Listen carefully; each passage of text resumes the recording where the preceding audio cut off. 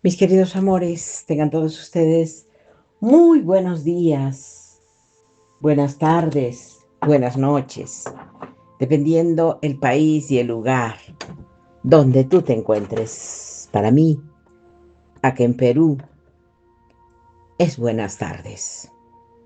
Mis amores queridos, con todo el amor del mundo que hay en mi corazón, el día de hoy quiero compartirles algo muy importante,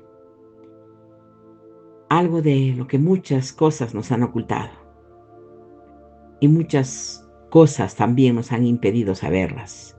Pero creo que es muy importante hoy día que hablemos sobre esas verdades de la resurrección de Jesús en los 40 días que se quedó en la tierra, y esto nosotros debemos enterarnos por los evangelios etíopes.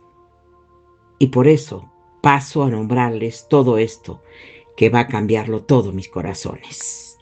Y con mucho amor quiero decirles a todos ustedes, mis corazones preciosos, que es necesario que nos enteremos de todo, porque ahí nos habla nuestro amado Maestro Jesús sobre lo que va a suceder en las personas que estamos con Él y sobre lo que va a suceder a las personas que no se ocupan más que de las cosas materiales, etcétera, etcétera, etcétera. Por eso que quiero narrarlo paso a paso para que ustedes lo puedan entender, mis corazones, y quizás eso los obligue a reflexionar, a cambiar, a rectificar. Bueno, ya es decisión de cada uno de ustedes, mis corazones.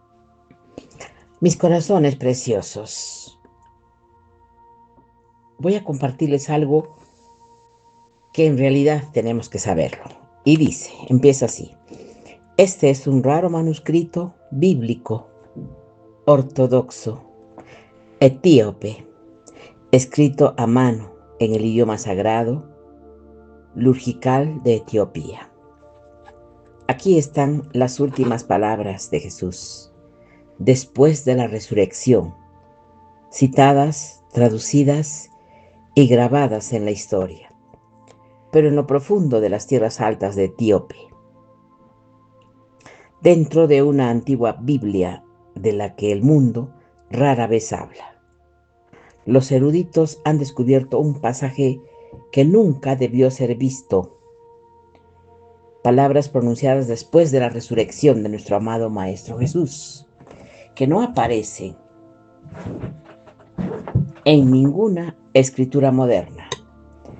Este manuscrito es anterior a muchos textos bíblicos occidentales que se conservaron durante siglos, aislados, sin ser alterados por concilios, ediciones, ni la política imperial.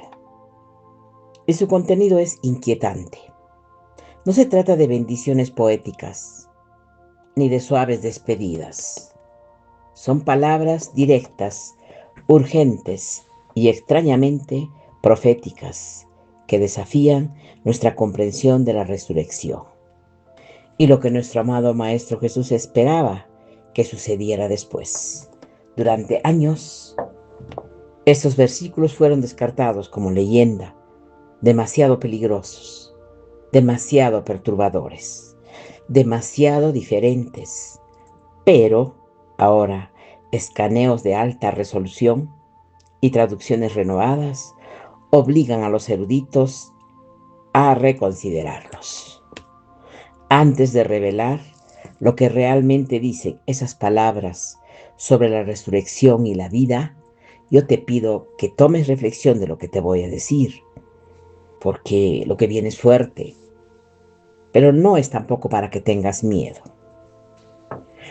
Ya que permaneció oculto por tanto tiempo, la Biblia, el mundo olvidado, la mayoría de la gente crece creyendo que la Biblia siempre ha existido. Y lo digo porque toda mi familia, los que creen, sí creen en esa Biblia que no sirve, que todo es mentira. Pero vamos a hablar, la Biblia siempre ha existido en una única forma definitiva.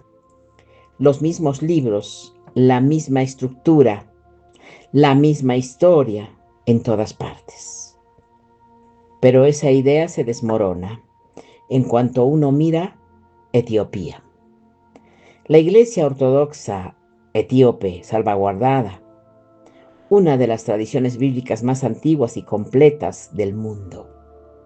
Su Biblia no se limita a la lista familiar que la mayoría de la gente conoce hoy en día. Contiene 81 libros, muchos más que la Biblia protestante, que incluye solo 66. Esto significa que escritos, enseñanzas y narraciones completas nunca se transmitieron a la mayor parte del mundo. No se perdieron accidentalmente, sino que quedaron rezagadas a través de siglos de decisiones, debates y luchas de poder. Para comprender cómo sucedió esto, hay que remontarse al siglo IV. Y lo haremos, mis amores. Mientras el cristianismo aún se estaba definiendo, misioneros de Siria viajaron al sur, al reino de Aksum, la actual Etiopía. No trajeron una Biblia recortada y finalizada. Llegaron portando una vasta biblioteca de escritos sagrados, evangelios, historias y enseñanzas que todavía se consideraban válidas y autorizadas en ese momento. En otros lugares, especialmente en el mundo romano, los líderes de la Iglesia debatieron posteriormente sobre qué textos eran aceptables y cuáles no. Se celebraron concilios, se rechazaron libros, algunos fueron prohibidos. Mis amores, mil perdones, la verdad, no recuerdo dónde me he quedado, pero continuaré grabando. Algunos fueron prohibidos directamente, pero Etiopía se mantuvo al margen de todo esto, geográficamente aislada en las tierras altas y políticamente independiente. La Iglesia etíope nunca se vio obligada a someterse a las normas de Roma. Ningún imperio modificó sus creencias. Ningún consejo exigió revisiones. Así es que lo conservaron todo con esmero y fidelidad, generación tras generación. Y durante casi 2000 años estos textos antiguos sobrevivieron a la vista de todos, esperando silenciosamente mientras gran parte del mundo olvidaba su existencia. El pacto de los 40 días, entre los numerosos escritos antiguos conservados en Etiopía, uno destaca por su especial fuerza e inquietud. Se llama Nahari Kedan, a menudo traducido como el libro del pacto. Según la tradición etíope, este libro recoge las enseñanzas de Jesús y sus discípulos durante los 40 días posteriores a la resurrección, antes de la ascensión al cielo. No se trata de sermones para multitudes ni parábolas públicas, sino de instrucciones privadas pronunciadas cuando todo ya se había consumado. La voz de Jesús en este libro difiere notablemente de la imagen a la que muchos están acostumbrados. Aquí no habla, mis amores, solo con un maestro errante o un guía moral, sino como el soberano del cielo y de la tierra, tranquilo, autoritario y profundamente serio. Su mensaje es claro. Sus seguidores deben llevar el reino de Dios al mundo, pero no mediante la fuerza, la política ni la violencia. Su verdadero poder provendría del Espíritu Santo, no de las instituciones ni de los ejércitos. Lo que sucede en el interior del corazón de cada ser humano enseña, importa mucho más que cualquier edificio ritual o demostración externa de fe. Entonces, el tono cambia. Jesús advierte que sus palabras acabarán siendo transgiversadas. Su nombre se utilizará para obtener estatus, riquezas y control. Describe un futuro en el que la gente proclama su devoción a viva voz, pero vive lejos de sus enseñanzas. Se alcanzarán templos imponentes cubiertos de oro y piedra, mientras que el verdadero templo es el alma humana, será descuidado. Estas advertencias resultan inquietantemente familiares hoy en día, pero el texto va aún más allá, mis amores. Jesús habla de guerras libradas en su nombre, de mentiras aceptadas como verdad y de creyentes sinceros obligados a guardar silencio. Una frase resulta especialmente conmovedora, mis amores. Bienaventurados los que sufren por mi nombre, no de palabra, sino en silencio. Este es un Jesús que está con los invisibles y los olvidados. Aquellos que creen en silencio con profunda sinceridad, incluso cuando el mundo no escucha. El Apocalipsis que dejaron fuera, las evidencias que Jesús da a los textos etíopes, no se limitan a la corrupción silenciosa, a la fe mal encausada. Según estos escritos, lo que revela a continuación es mucho más oscuro y perturbador para todos mis amores. En cualquier cosa que se encuentre en el libro del Apocalipsis, la Biblia etíope conserva varias visiones apocalípticas que posteriormente fueron ignoradas por la Iglesia en general. Una de las más impactantes es el Apocalipsis de Pedro. Si bien se conservan pequeños fragmentos de este libro, en otros lugares de Etíope posee una de las versiones más completas que se conocen y su contenido no es simbólico en el sentido reconfortante. Es explícito, personal y difícil de olvidar. En este texto Jesús lleva a Pedro tras la resurrección a una alta montaña y le muestra dos visiones. Primero, le muestra la gloria futura de quienes permanecen fieles a Él. Pero luego viene la segunda visión, el destino de los corruptos. Lo que Pedro ve no es un castigo abstracto, sino preciso y específico. Quienes pervirtieron la justicia y aceptaron sobornos aparecen de pie en los ríos de fuego, y quienes mintieron bajo juramento son obligados a moverse la lengua, ay por Dios, a morderse la lengua en agonía. Cada castigo refleja el pecado mismo. El detalle es tan vívido en obras posteriores como el infierno de Dante aparecen contenidas en comparación. Aquí no hay distancia poética. El mensaje es inmediato. Es inquietante. ¿Por qué Jesús revelaría algo tan aterrador a su discípulo más cercano? Según el texto, esto no pretendía satisfacer la curiosidad ni inspirar miedo. Únicamente era una advertencia, una mirada final y sin filtros a las consecuencias de la avaricia, la hipocresía y la fe corrompida, y un recordatorio de lo que realmente estaba en juego si se ignoraban sus enseñanzas. Una profecía sobre el futuro de la fe. Más allá de las advertencias y las visiones del juicio, los textos etíopes se adentran en algo aún más inesperado. Una profecía sobre hacia dónde se dirige la fe misma, y no apunta hacia instituciones poderosas, líderes famosos ni grandes centros religiosos.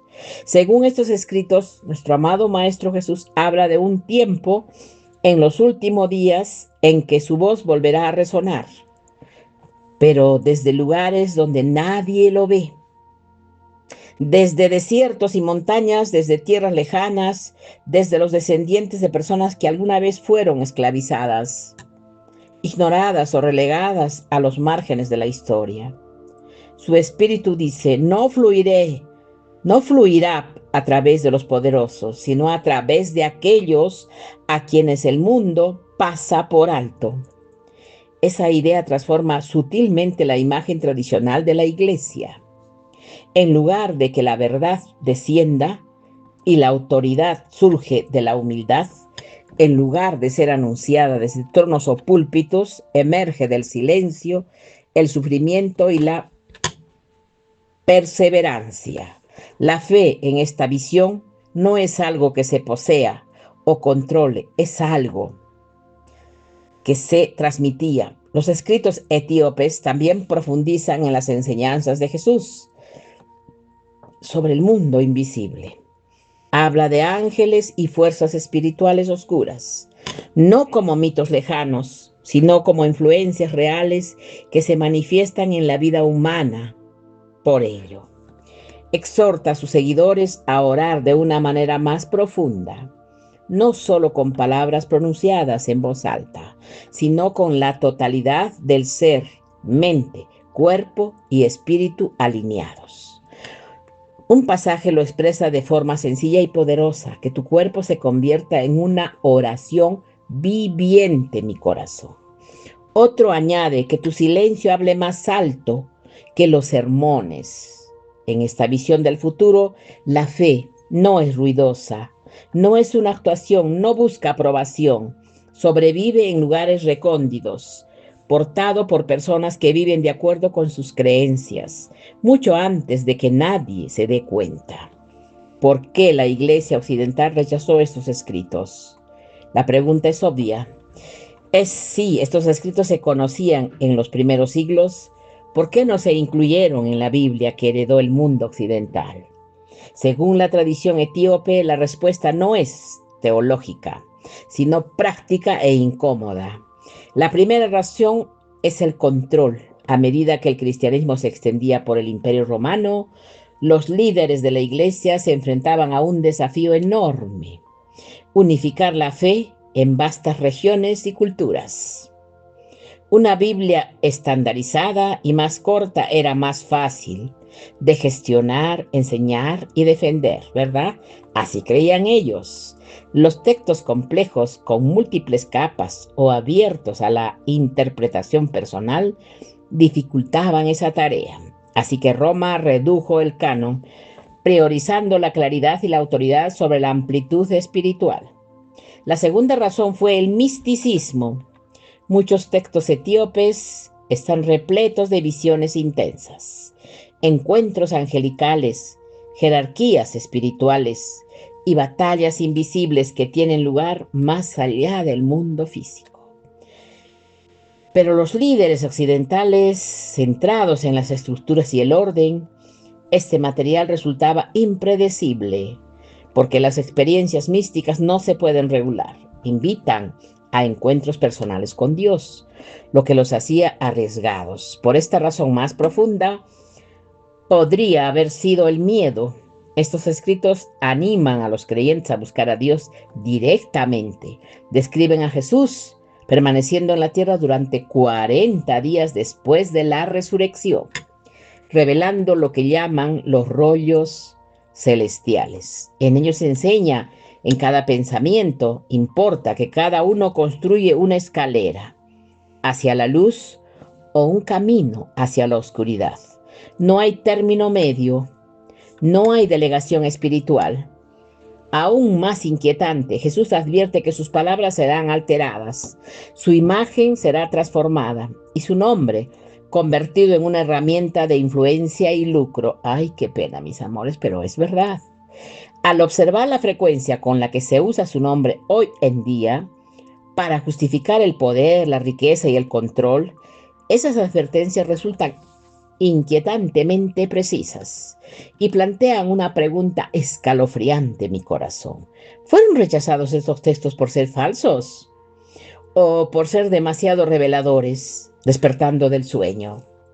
La Biblia etíope limita a la profecía o al juicio. Algunos de sus textos más impactantes profundizan aún más mi corazón, adentrándose directamente en la naturaleza de la vida, la conciencia y la realidad misma. Lo que describen se asemeja menos a la religión tradicional y más a una llamada de atención para todos nosotros. Según estos textos escritos, tras la resurrección, Jesús compartió enseñanzas que nunca se incluyeron en los evangelios conocidos. No se trataba de sermones para multitudes, ni parábolas fáciles de recordar, sino de explicaciones serenas sobre el verdadero significado de la vida. Jesús enseña que la muerte no es el fin de la existencia. El cuerpo, afirma, es temporal, como la ropa que se desgasta con el tiempo. Cuando se desvanece, el espíritu no desaparece, regresa a casa. Lo que la gente realmente debería temer explica Jesús, no es morir, sino vivir sin espíritu. Ay, mis corazones.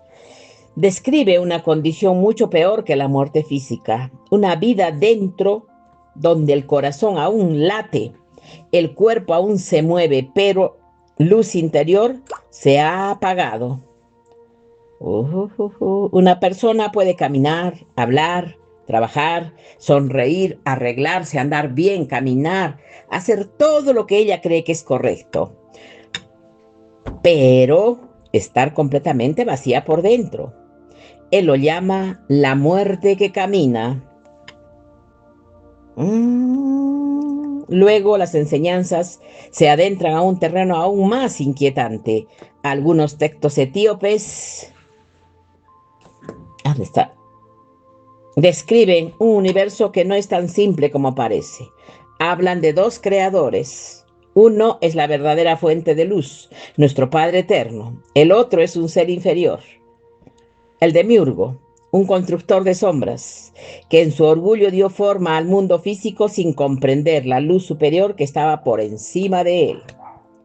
Ciego de lo que le faltaba, este ser declaró a sí mismo el único Dios, y por ello el mundo se dividió, hermoso pero roto, lleno de verdad, pero inundado de mentiras. La luz y la oscuridad se entrelazaron tan estrechamente que la mayoría confunde la ilusión con la realidad. Desde esta perspectiva, nuestro amado Jesús no vino simplemente a perdonar las ofensas, vino a despertar a la humanidad, a sacarla, a la gente, de un sueño en el que no sabían que estaban atrapados. Un mundo falso que distrae, adormece y mantiene el alma dormida. Sin embargo, el mensaje no es desesperador. Estos textos inciden en la verdadera luz. Nunca se perdió del todo. Todavía existe dentro de todo, incluso dentro de la oscuridad misma. Dicen que cada alma lleva consigo una chispa divina, oculta, y el propósito de la vida es encontrarla, protegerla y devolverla a la luz eterna de la que proviene. No, no se trata de escapar del mundo, sino de despertar dentro de ti mismo. Porque la profecía final, según los escritos etíopes, las últimas palabras de nuestro amado Maestro Jesús fue, antes de su ascensión, no se refería a fechas, desastres ni al fin del mundo, tal como se suelen imaginar. Se refería a nuestro amado Jesús al fin de algo mucho más silencioso y mucho más peligroso. Advirtió que llegaría un tiempo en que el amor se enfriaría y la fe se convertiría en una mesa de actuación. ¡Ay! La gente pronunciaría su nombre libremente, cantaría a viva voz y seguiría los rituales a la perfección. Pero sus corazones estarían vacíos. La adoración, dijo, se convertiría en algo que se hace con la boca, no en algo que se vive desde el interior. Pero la profecía no termina en desesperación. En esa misma época, Jesús promete que su espíritu resucitará, no en grandes catedrales ni lugares de poder, sino en las personas serenas, heridas en busca de respuestas y olvidadas. Su presencia llegaría donde la religión misma no podía llegar. Los orgullosos, dice, no la percibirían, pero los quebrantados lo reconocerían al instante. Los escritos describen este encuentro como fuego, un fuego que destruye. No un fuego que destruye, sino un fuego que despierta. Un instante que disipa la ilusión y el miedo, dejando solo lo verdaderamente importante. Es la claridad repentina que surge cuando la vida despoja todo lo demás y revela la verdad esencial. Y esa verdad es simple. El reino de Dios no está lejos ni oculto en los cielos. No pertenece a instituciones ni está custodiado por la autoridad. Ya existe dentro de cada persona. Según estas enseñanzas, el alma es el verdadero templo y despertar a esa realidad es la profecía final cumplida. Cuando como Etiopía se convirtió en la guardianía de estos secretos, ¿por qué sobrevivieron estas antiguas enseñanzas? En Etiopía, cuando desaparecieron en casi todas partes, la respuesta reside en la historia de Etiopía, una historia sin igual. Etiopía es una de las civilizaciones continuas más antiguas de la Tierra. Mientras los imperios se derrumbaban y las fronteras se redibujaban en África y Europa, Etiopía permaneció prácticamente intacta. Nunca fue colonizada, nunca se borró su cultura y nunca se le obligó a reescribir su pasado para complacer a una potencia conquistadora. Gracias a ella, su idioma tradicional y creencias sobrevivieron intactos, mientras que otros fueron suprimidos o se perdieron. Para muchos etíopes, su historia espiritual se remonta a la propia Biblia. La tradición sitúa su ascendencia en Can, uno de los hijos de Noé, pero la conexión no termina ahí. La apopeya nacional de Etiopía, el Kaban Nagas, narra la historia de la reina de Saba, considerada por la tradición etíope como su propia reina. Según los textos, su visita al rey Salomón dio como resultado el nacimiento de un hijo llamado Nenelik I, quien a su regreso a Etiopía trajo consigo el Arca de la Alianza. Hasta el día de hoy, millones de etíopes creen que el arca, que contiene los 10 mandamientos originales, aún se encuentra en Etiopía, custodiada en una pequeña capilla de Aksum. Ya sea considerada como historia o como tradición sagrada, esta creencia influyó profundamente en el arraigo de la fe bíblica en el país mucho antes de que el cristianismo llegara a Europa. Etíope ya veneraba al Dios de Israel. Los registros históricos confirman que el cristianismo se estableció allí en el siglo IV, creo, del siglo VI, sí, y describieron la Etiopía como una nación plenamente cristiana. Ahora, imaginen una versión del cristianismo que nunca pasó por siglos de modificación. Mientras Roma y Constantinopla debatían doctrinas y eliminaban textos, Etiopía permaneció aislada, sin presiones, inalterada. Así conservaron todo, y al hacerlo se convirtieron en guardianes de una fe que el resto del mundo olvidó lentamente. Los libros que el mundo perdió. La Biblia etíope es diferente a cualquier otra Biblia en el mundo, no solo por su tamaño, sino también por los secretos que guarda, mientras que la mayoría de las Biblias actuales contienen alrededor de 66 libros. La colección etíope incluye textos antiguos que fueron excluidos deliberadamente en otros lugares, textos que se consideraban demasiado extraños, demasiado peligrosos o demasiado desafiantes para que la Iglesia occidental los aceptara. Entre los más famosos se encuentran el libro de Enoch y el libro de los Jubileos, libros que muchos desconocen, pero que moldearon profundamente el pensamiento cristiano primitivo. El libro de Enocante narra la historia que los vigilantes, un grupo de ángeles que desafiaron el cielo, descendieron a la tierra y tomaron esposas humanas. De esta unión surgieron los Nefilim, una raza de gigantes cuya existencia amenazaba a la humanidad misma. Pero la historia no termina ahí. Enoch describe una batalla cósmica en el cielo, el origen de los demonios y los espíritus inquietos de los gigantes caídos que vagan por la tierra. No se trata de alegorías, ni simples mitos, mis corazones, sino de relatos detallados de caos espiritual, advertencia y justicia cósmica. Tal como los entendían los primeros creyentes, curiosamente, la Iglesia occidental primitiva conocía este libro.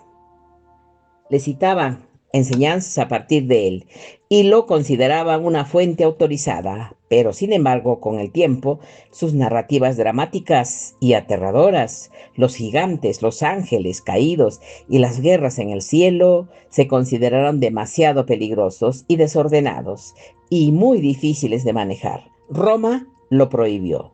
De facto, lo que provocó que la historia desapareciera de casi todas las demás tradiciones cristianas. Etiopía, sin embargo, la conservó intacta, Otra razón por la que estos textos sobrevivieron es el idioma. La Biblia etíope está escrita en gaés, una lengua antigua que casi nadie fuera de la iglesia etíope entiende hoy en día. Y si a eso le sumamos el aislamiento geográfico de Etiopía, las altas montañas, su independencia política y siglos sin ser conquistada, tenemos una auténtica cápsula del tiempo del cristianismo primitivo. Durante casi 2000 años estos textos han permanecido ocultos en plena vista, intactos sin editar y sin romper. La verdadera pregunta que plantean estos escritos es asombrosa. ¿Conservó la iglesia etíope las auténticas palabras que Jesús tras la resurrección? ¿O son estos textos simples, fragmentados, enigmáticos que la historia dejó atrás? Lo que sí sabemos es esto: las palabras existen, las advertencias son explícitas y las visiones son profundas. Desafían la versión del cristianismo que la mayor parte del mundo occidental ha heredado. El mensaje que acabo de compartirles, mis amores, es ahora pensar y saber si ustedes creen que esto es cierto o que no lo es, o que de repente no estamos preparados para escucharlos, o que todavía queremos seguir creyendo que todo lo que nos ha compartido la Iglesia Católica es verdad. Todo esto, mis amores, depende de ustedes. Pero yo he querido compartirles esto porque de verdad a mí me ha llegado al corazón. Y he escogido entre no sé cuántos vídeos que me puse a estudiar hoy día para podérselos compartir, y terminé en este, porque de verdad creo que es parte muy importante que todos tenemos que saber. Mis amores preciosos, para mí ha sido un placer muy grande estar con todos ustedes. De todo corazón. Me despido. Ustedes saben que yo, besitos, los amo, mis amores. Hasta prontito. Chao.